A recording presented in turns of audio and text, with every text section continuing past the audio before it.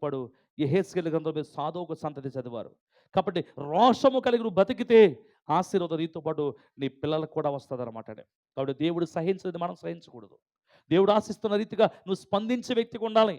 ఎన్ని రాజులు చచ్చుకొచ్చినా, ఎన్ని సంవత్సరాలు చచ్చుకొచ్చినా, ఎన్ని ఏళ్ళుగా చచ్చుకొచ్చినా ఒక స్పందన లేదు. ఓ వాక్యం చెప్తూ రాదు, ఓ ప్రార్థన చేయడం రాదు, ఓ పాట పాడటం రాదు, దేవుని సంగతి విశ్వాసం ఉండడం రాదు, దేవుని సంగతి ఆసక్తిగా రావడం రాదు, ఆసక్తిగా ముందు కొనసాగుతూ రాదు, ఏ కార్యానికి ముందు రాలేని పరిస్థితి ఉంటే నువ్వు స్పందిస్తలేదు.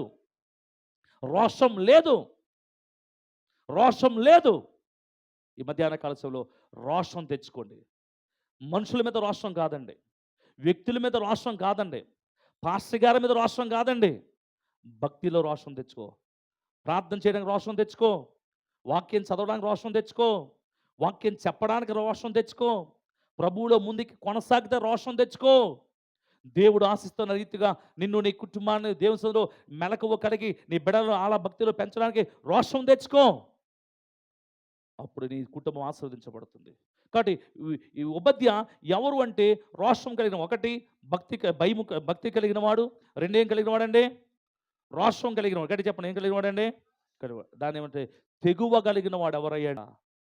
నీ ఉన్న కడే నీ మనసులో దేవునితో మాట్లాడు. నువ్వు నాకేమి చెప్పక్కర్లేదు, నీ హృదయం దేవునికి అప్పగించి ఒక 3 నిమిషాల సమయం మీకు ఇస్తున్నాను. సమర్పణతో దేవుని సన్నిధిలో ప్రార్థన చేసుకోండి.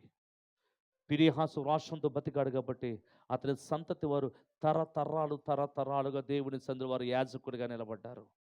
ఊరికే పోలేదు ఆశీర్వాదం. ఉపధ్య రోషం కలిగిన వాడు కాబట్టి అన్నాడు, నరమాత్రుడు నాకేమీ చేయగలడు.